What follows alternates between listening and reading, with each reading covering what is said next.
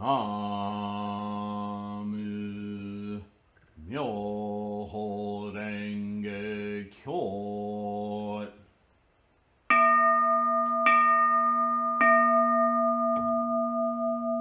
나무 묘호랭개교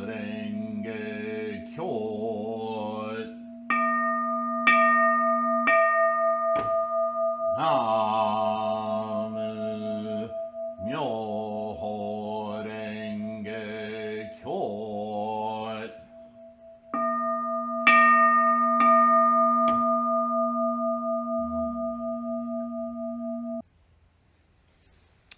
Okay, hi everyone. Namo Myoho Renge Kyo. How do we chant when we're not feeling well, or we're sick, or maybe we're injured in the hospital even, or we're traveling, we're not at home with our altar? I've answered this in many videos and in many different ways, but the more people find our Sangha, the more people start to study correctly, the more these same questions come up. So I want to answer it. The question was asked a little different, to be fair. So I'm going to answer it a little bit different. It seems to be the most difficult hurdle for we humans to engage in this practice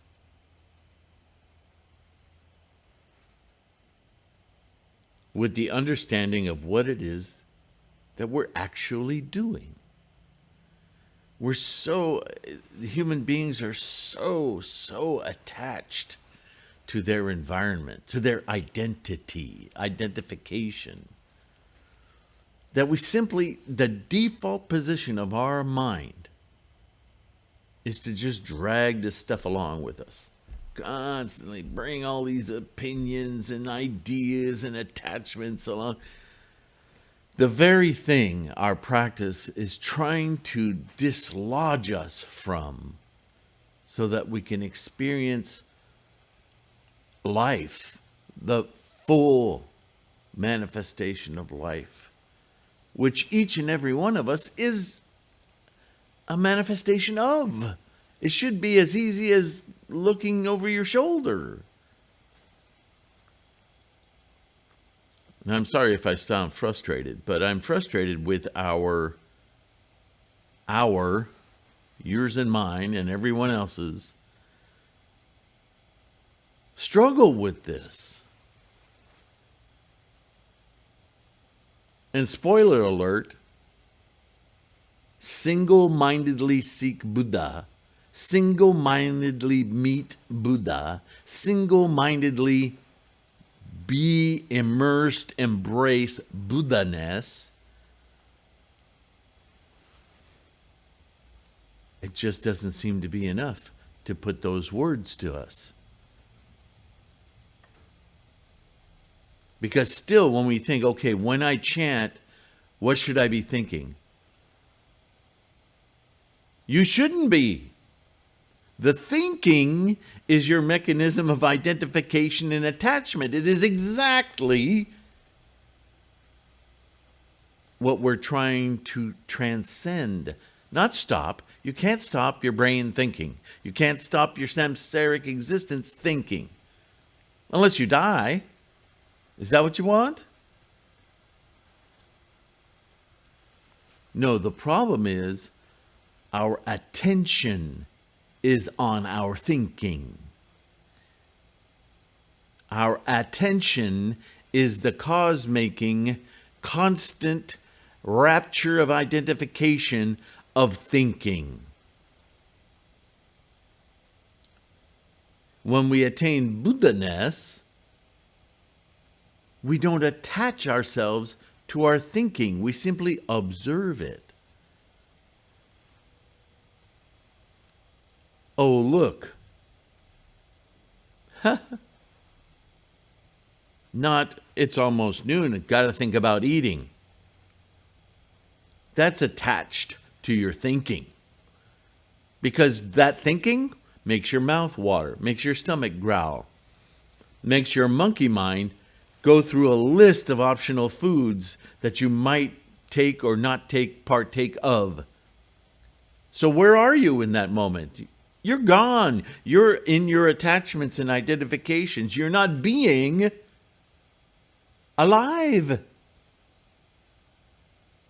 All you're doing is choosing attachments. That's not life, my friends. That is the obsession of identification. Oh, I'm sick. I can't chant aloud. My throat hurts. It's not about your body. It's about the commitment you make in your mind. Chant do gangyo sincerely, single-mindedly. I want to experience my life in its totality right now. That's called Buddha-ness. That's not, you don't have to think about it. We have a tool to do that. It's called the Daimoku. The Daimoku is that law of not attaching to thoughts. 3,000 realms in each single thought moment. That's what that teaching's about. If you see it, like looking through a kaleidoscope, it's wonderful. If you're trying to be part of it, identify with it, then you see nothing. You see nothing but differentiation, identification, attachment. That's not Buddha-ness.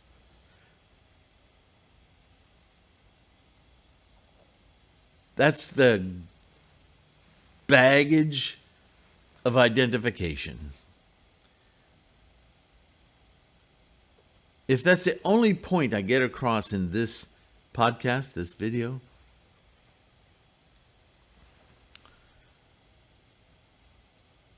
when you chant in front of your altar, to the characters in your mandala,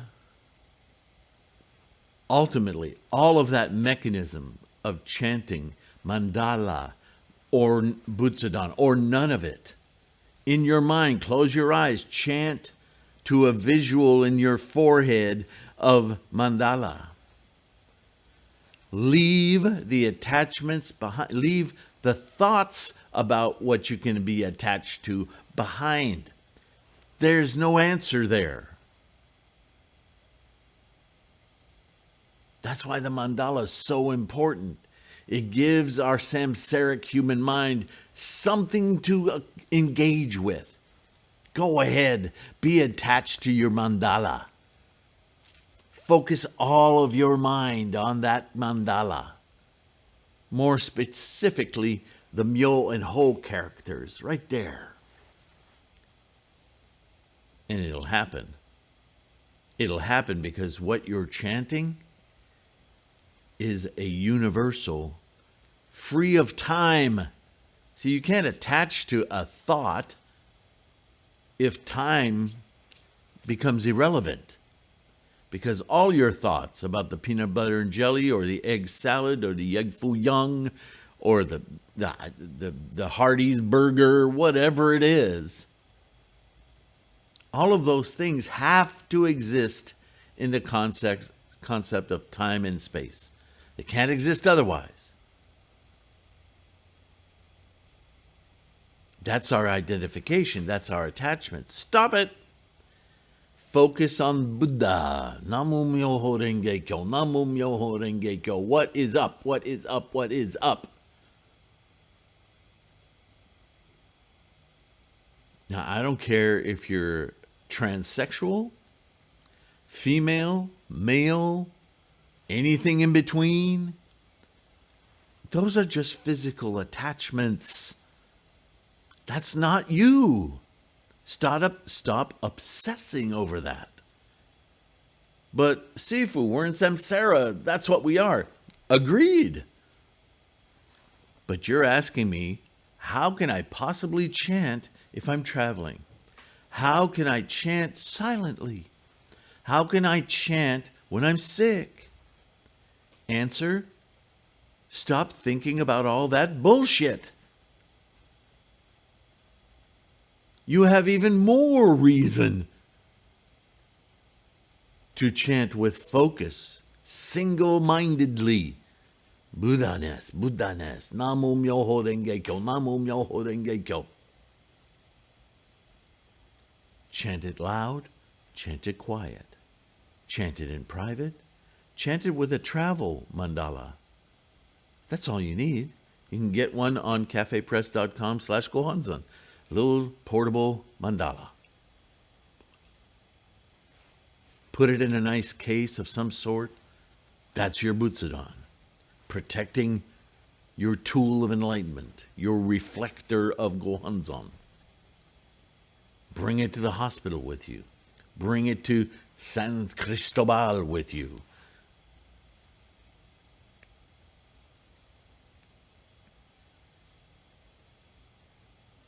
Chant. Recite, read, recite. These are the instructions since day one, from Shakyamuni through all the scholarship, all the way to me and Nichiren, our mentor, your mentor, my mentor. Nichiren said he had arrived at a point in his practice where every breath he took of every moment of every day was Namo Myoho Renge Kyo. It was so instilled in his mind that was enlightenment. Did he lug around a 300-pound Butsudan with him with a mandala rocking around in there everywhere he went? Did he bring with it the mandala when he went out to sit on the crapper? No, it was in his mind. Remember what Nichiren said? Don't look for this Gohonzon anywhere outside yourself. That's where it is. The Butsudan, the mandala, those are tools to help us get to that Gohonzon in your mind. How sick do you have to be to not have a mind? How far away do you need to travel to not have a mind? Your mind. That's where the Gohonzon is. How should you chant? To be within and completely embraced and in the instance of your Gohonzon. None of this, none of that, not even your health, which is another thing we become attached to. If you experience everything in life through its ultimate reality, none of that matters. It's just an instantiation of karma. But what if it kills me? Well, then it kills you. Wouldn't you rather die in Buddha-ness than suffering in samsara? I'm dying. Well, then why bother living? You should live up to the final instance of your instantiating karma. That is a life well lived, my friend, whether it's 12 years long, 40 years long, or 100 years long, or longer. This is why it's been observed that when people make their maximal effort toward this and they die, their skin doesn't turn that awful sickly green-blue color. I've seen that. Instead, their skin gets kind of a lively glow about it. It's not intuitive. It makes you wonder, are they really dead? Because they look pretty good.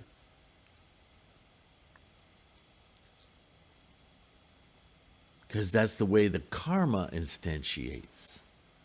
And the less you're attached to that karma, the less it drags down and imprints all the suffering and tendencies and conditions of your karma on it. Because it's just a manifestation of that karma. And if you're slowly but surely, daily, working on cleansing that karma, cleansing by means of seeing past it, unattaching yourself to it, then it manifests moment to moment much more easily, much less wrapped in the lower realms of existence, yeah? So it's really simple. You could answer 99% of the questions that people come up with in Buddhism with that simple answer. Buddhism isn't about all the stuff and tendencies and conditions of your life. It's about not being identified with it, attached to it, imposed by it, possessed by it. It's about having it all without identifying with it all. It's just instantiating. Look at that. Just like a drop of salt water does not agonize over being part of the ocean. It just is. And isn't it amazing? Because when you stop identifying with life, then all of life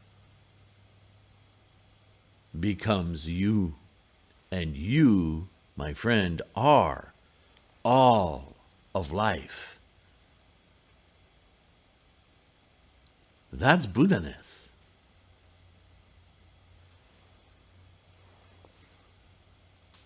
It's free to experience fully without discriminations, which are code word for what does it mean to me? How do I interrelate with it?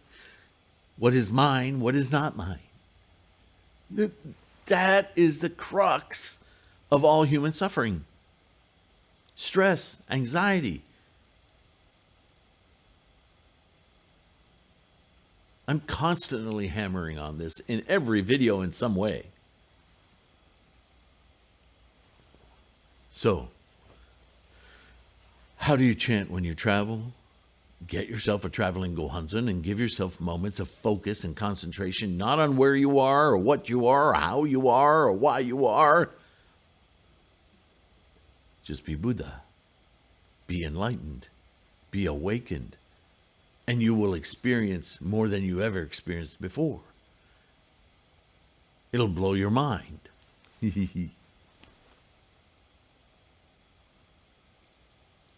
Be Buddha. Wherever, whenever, healthy, sick, it does not matter. Those are tendencies and conditions of your attachments and identification. They don't belong in this equation. They're there. I'm not denying they're there. I'm not trying to annihilate they're there. Neither did every scholar of Buddhism want you to deny their existence. But to understand their existence is no different, no more or less valuable than your own. It's all just happening. Be in all of it, and let all of it be in you. Remove the separation, the distinctions, the differentiations, the ownership, the loss. All of that is samsaric suffering. Don't pull it into your chanting. Do you see how unreasonable that is when you see it from that perspective? Well, shouldn't I chant to get healthier? My friend, if you chant for your Buddhahood, you will be healthier. How many times have you been told in various groups and organizations, chant for their happiness, that'll fix you. Chant for something, chant for that, chant for them, chant for yourself. And I'm telling you right now, that's the worst advice you've ever gotten. That's not even Buddhism. That's religion. That's somehow believing that if you change your mind about things, that things will be different. That's not what I'm saying. We chant for one thing and one thing only: Buddha-ness. When you attain Buddha-ness, as we've read through thousands and thousands of words, when you chant for Buddha-ness, when you attain Buddha-ness, all of those other concerns, they're just not there. They evaporate. So if you're having problems with a difficult relationship, or somebody that you believe is trying to harm you, whether you perform a ritual of running in circles and shouting at the moon, or confront them face to face, you're in samsara. You're not going anywhere. You may make progress, you may gain something, but it is in the realm of stuff and things and attachments that you're operating. That is not Buddhism. Buddhism said, yeah, that's how things are. Now remove your mind of attachments and identification with all of that. And then suddenly that bully disappears. It's not that the person stops bullying you. I've experienced this myself. They simply are nowhere to be found. They're gone. How did that happen? Don't need to know. Don't need to know, because that's attachment. All I need to do is reside in Buddha-ness. That is enough. That completely extracts my life from that freight train of influence, attachments, sufferings, anxieties. The reason I'm bullied is because I live in a bullying place. My mind. If I remove myself from that bullying place, then there is no place to be bullied. Words, pain in the butt. But you must understand that this Buddhist practice, the Lotus Sutra, the teachings of the Dharma of Shakyamuni Buddha, were simply this. In the words of Mr. Miyagi, from that once great film on the, what was it called? Karate Kid. If you want to avoid the fight in the movie, but I'm telling you, if you want to avoid the struggle of samsaric delusion, of attachment, what was Mr. Miyagi's final answer? No be there.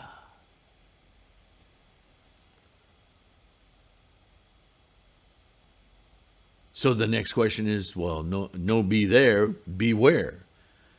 And I'm telling you, be Buddha. Be in Buddha-ness.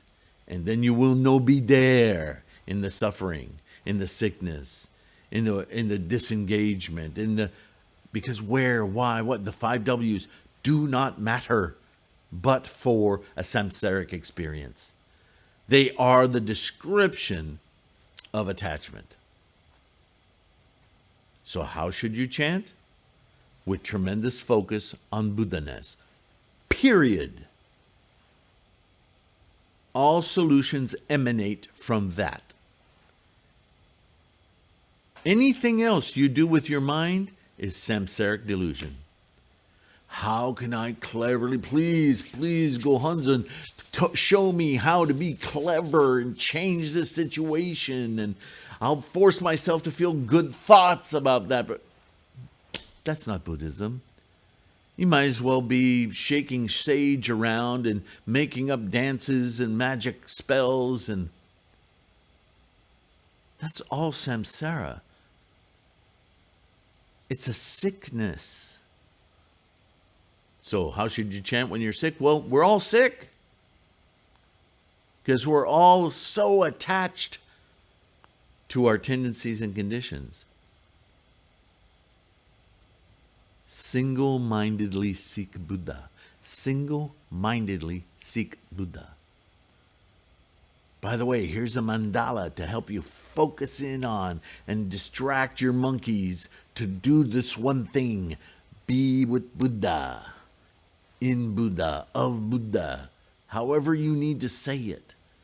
It's a different space, mind space.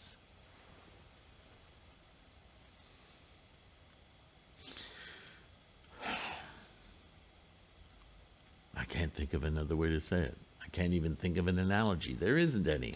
Analogies are attachments.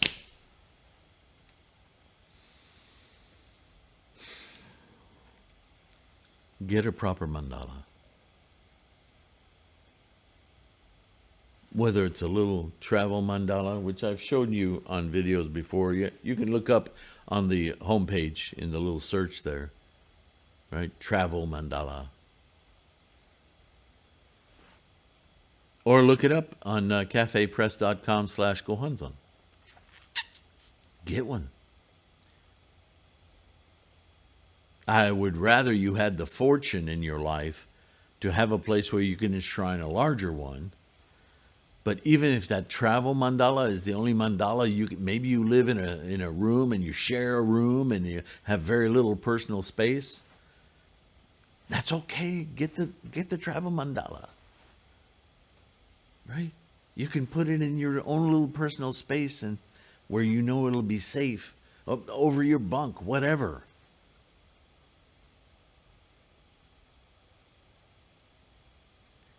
Don't chant for better circumstances. God, I've heard so many variations on this. Chant single-mindedly to meet Buddha, to be in Buddha-ness. The rest will take care of itself. I don't know what karma you need to modify, change, influence. We all have our own freight train of karma. The only thing I'm absolutely certain of is if you chant for Buddha-ness, you're on a level playing field where you will get the maximal benefit to be Buddha, to live with fewer and fewer obstacles and more reward, the three bodies of Buddha.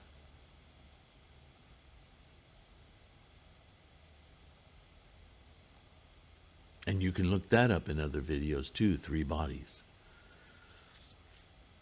We're going to read about it next in the next portion of the Lankavatara's introduction. Not fully formed at that time, according to this author. This is how you chant. With a mind of Buddha. Nothing else. Nothing else matters. Only your enlightenment. All right. Please take care of yourself. Thanks for listening. Please like this video. Subscribe if you haven't already. It helps our propagation effort on YouTube. Thank you again. Thank you to our patrons. You guys are insane. Support keeps this Sangha growing and rolling along. I can't say enough about how much I appreciate each and every one of you, and I'm so proud. Not pride in a samsaric sense. I don't feel any larger for it, but pride in the courage you demonstrate to keep your practice strong, to ameliorate your life and therefore the lives around you, blows me away. You are my encouragement. That kind of pride. Okay? In the meantime, chant single-mindedly. I'll see you in the next one, okay? Bye for now.